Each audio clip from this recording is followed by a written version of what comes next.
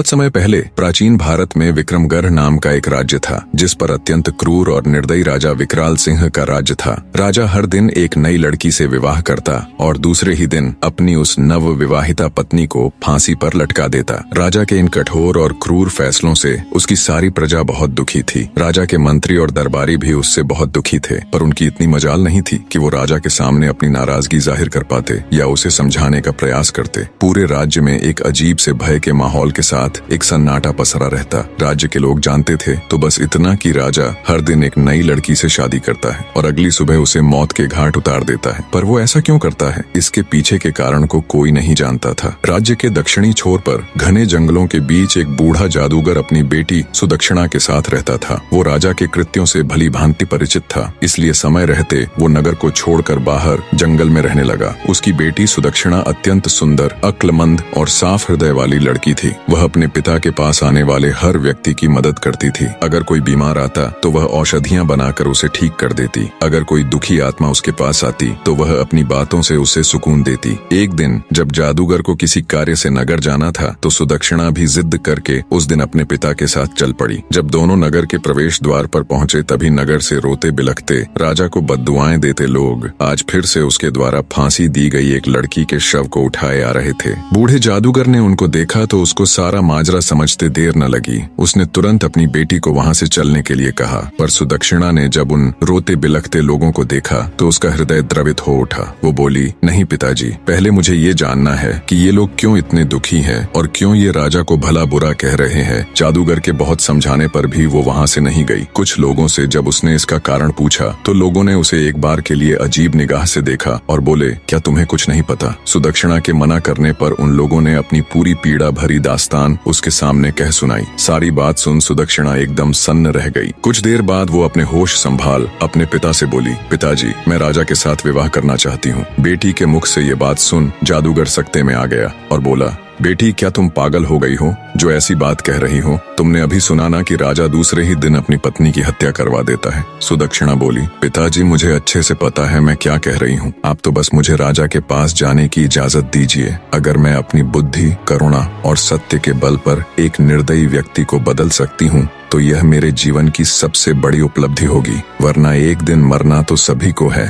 और किसी की मृत्यु राजा के नहीं बल्कि उस ऊपर वाले के हाथ में है। बहुत कहने सुनने पर ना चाहते हुए भी जादूगर को अपनी बेटी की जिद के आगे झुकना पड़ा। उसने भारी हृदय के साथ अपनी बेटी को राजा के पास जाने की इजाजत दे दी। पिता से आज्ञा मिलने पर सुदक्षिणा उनको प्रणाम कर एक दृढ़ निश्चय के साथ राजा के महल की ओर चल पड़ी। आखिर क्यों राजा विवाह के एक दिन बाद ही अपनी नव विवाहिता पत्नी को फांसी पर लटका देता था? शुरू से राजा ऐसा क्रूर और निर्दयी नहीं था। वो एक बड़ा ही नेक दिल और प्रजा को चाहने वाला राजा था। जब वो शादी के लायक हुआ तो उसके पिता राजा नंदसेन ने उसका विवाह रूपवती के साथ कर दिया। रूपवती बिल्कुल अपने नाम की ही तरह अति सुंदर स्त्री थी। राजा विकराल सिंह भी उसके रूप का कायल हो गया। वो दिलोजान से अपनी पत्नी को प्यार करने लगा। सब कुछ ठीक चल रहा था, पर फिर एक दिन ऐसा हुआ कि राजा के पैरों नीचे से जमीन खिसक गई। एक दिन राजा कचहरी से सीधा रानीवास की तरफ चला गया। जब वो रानी के कक्ष में पहुंचा तो उसने देखा उसकी पत्नी रूपवती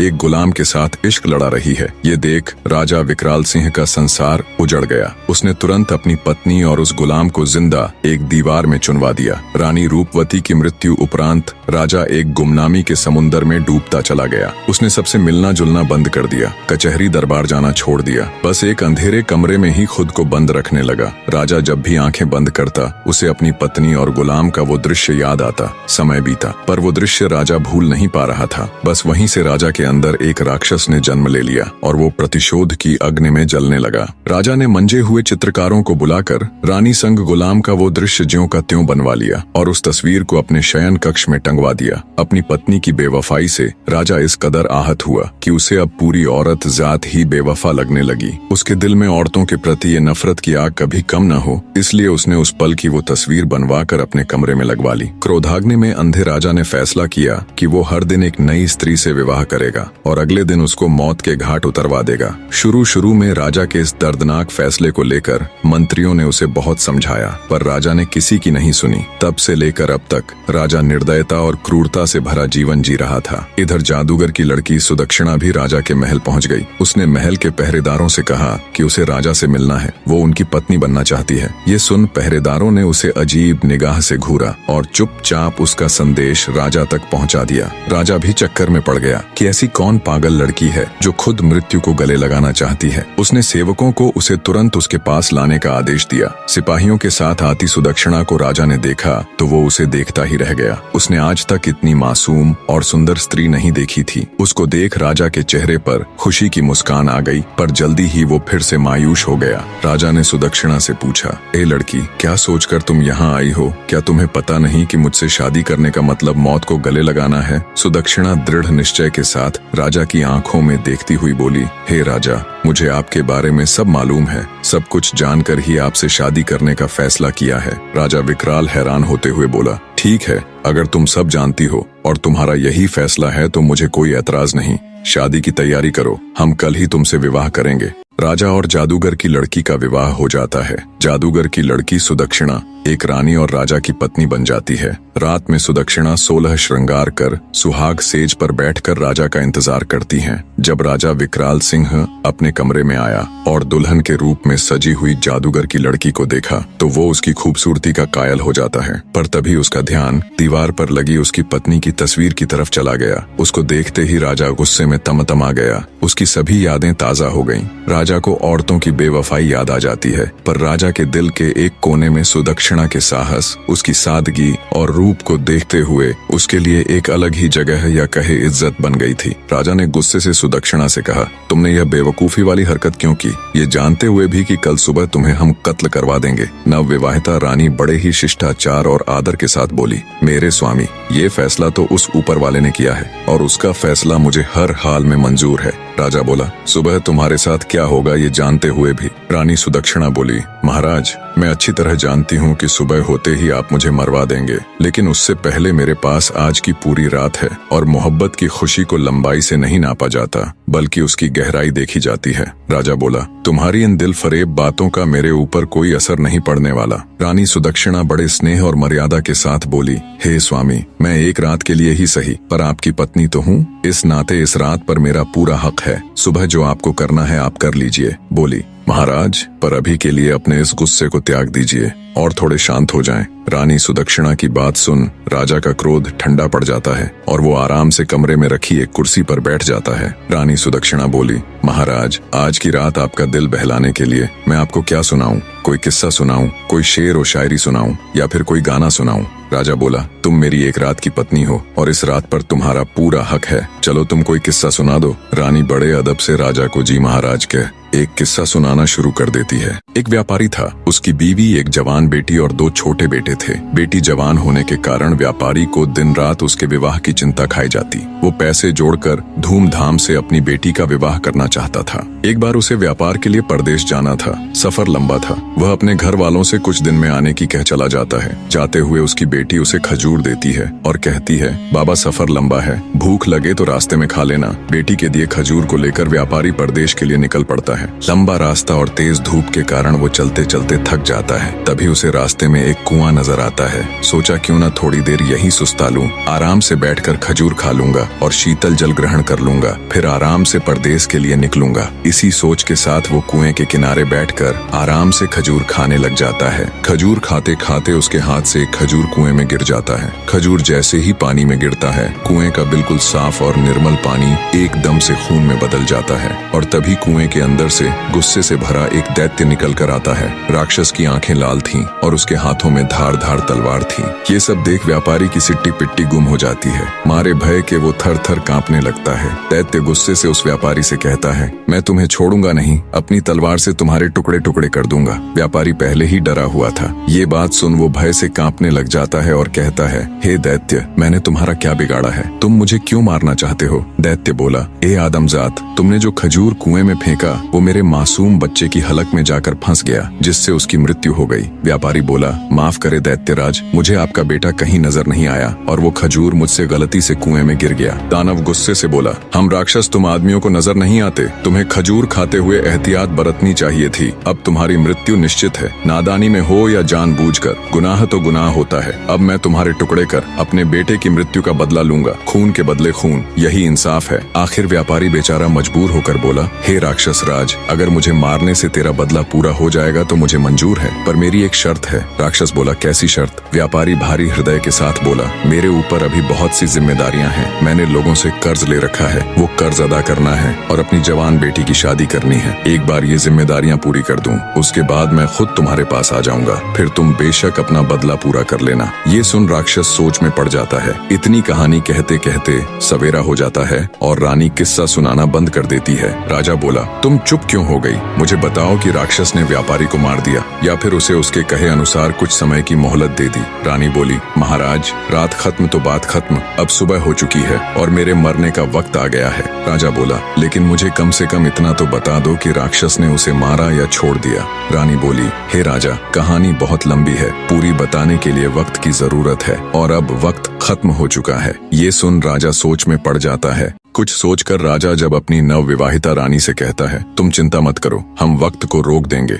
हम तुम्हें एक दिन की जिंदगी और प्रदान करते हैं, अब तुम किस्सा सुनाओ। तब रानी बोली, नहीं मेरे सरताज, किस्से तो रातों को सुनाए जाते हैं, सुबह का वक्त हो चला है, आप अपने राजसी कार्य कीजिए, आगे का किस्सा तो मैं रात को ही सुनाऊंगी। ये सुन राजा सोचता है, कितनी ही लड़कियां मेरे पास आईं और मौत के घाट उतार दी गई, सबके चेहरे पर मौत का भय साफ नजर आता था, पर इसके चेहरे पर तो भय नाम की कोई चीज ही नहीं है। खैर, इसका किस्सा मुझे बहुत दिलचस्प लगा है, इसलिए इसकी जान सिर्फ आज के लिए बख्श दी, कल इसका भी वही हाल होगा। राजा वहाँ से चला जाता है और अपने दिन भर के राजसी कार्यों में व्यस्त हो जाता है। इधर रानी हाथ जोड़ उस ऊपर वाले से प्रार्थना करती है, हे मालिक, हे परमेश्वर, मेरे पति को सद्बुद्धि देना, उसके इन पाप कृत्य को क्षमा करना और उसे सही रास्ता दिखाना प्रभु। शाम का वक्त हो जाता है। राजा बेसब्री के साथ कमरे में आता है और कहता है, रानी अब जल्दी से किस्सा सुनाना शुरू कीजिए। राजा की बेसब्री देख रानी कहती है, थोड़ा सब्र रखो महाराज, मैं आपके लिए खाना लगा देती हूँ, पहले भोजन ग्रहण कर लीजिए,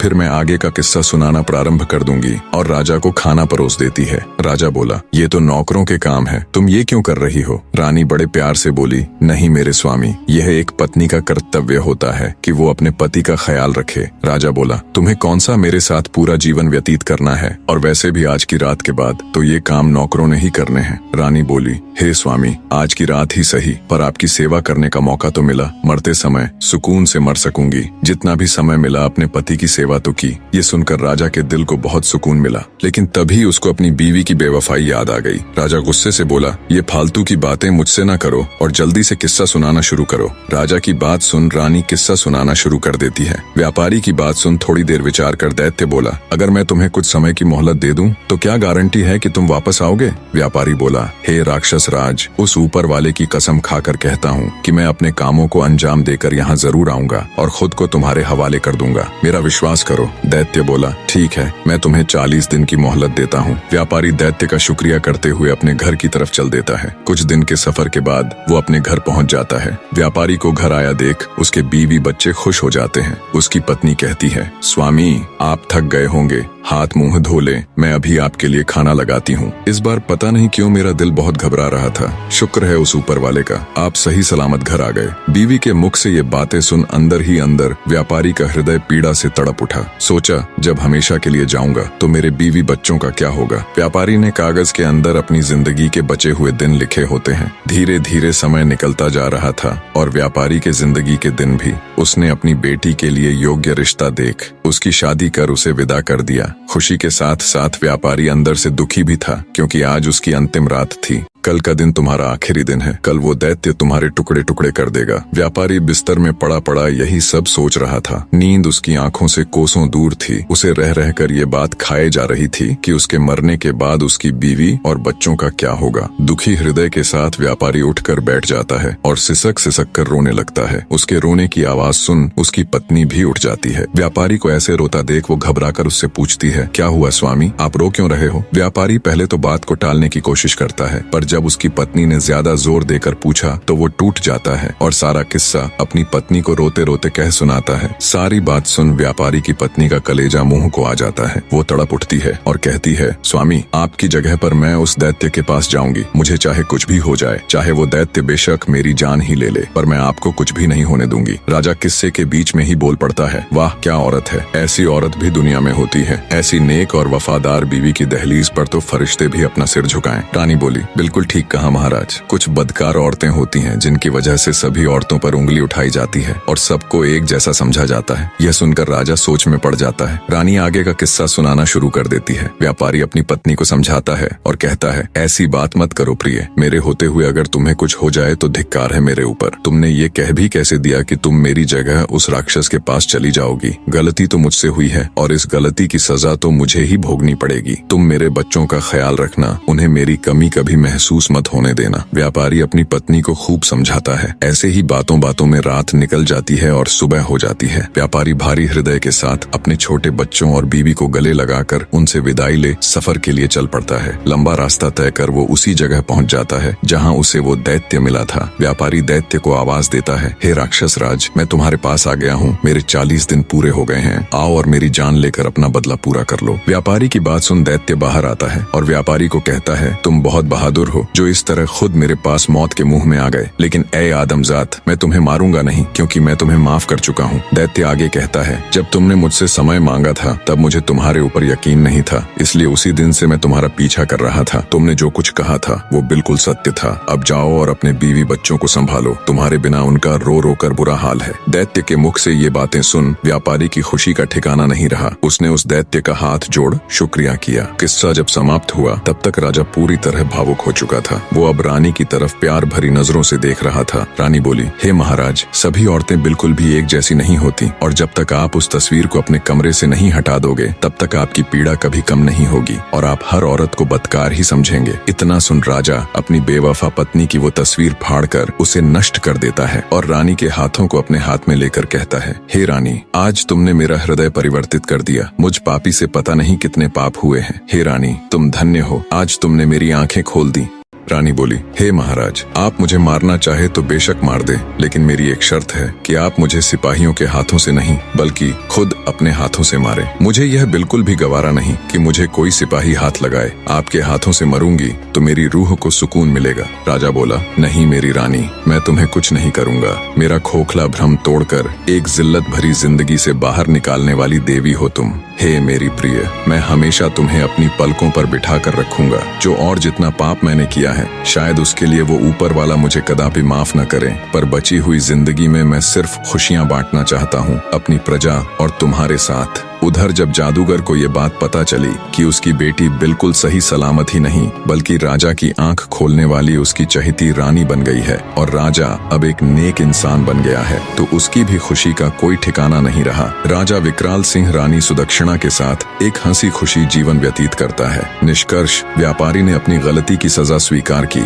लेकिन उसकी पत्नी और बेटी की निष्ठा और प्रेम ने उसे अंततः एक नई राह दिखाई। राक्षस ने उसकी ईमानदारी और समर्पण को देखकर उसे माफ कर दिया और वह घर लौटने में सफल हुआ। राजा ने रानी की समझदारी और बलिदान को समझा और अपनी पुरानी पीड़ा से मुक्ति पाई। यह कहानी बताती है कि सच्चे प्रेम और नैतिकता की शक्ति से ही जीवन में बदलाव लाया जा सकता है। कहानी में अंत तक बने रहने के लिए आप सबका एक बार फिर से तहे दिल से धन्यवाद। कमेंट करके स्टोरी कैसी लगी अपनी राय जरूर दीजिए और आपके ध्यान में कोई ऐसी कहानी है जिसे आप एक बेहतरीन वीडियो के रूप में देखना चाहे तो जरूर बताएं।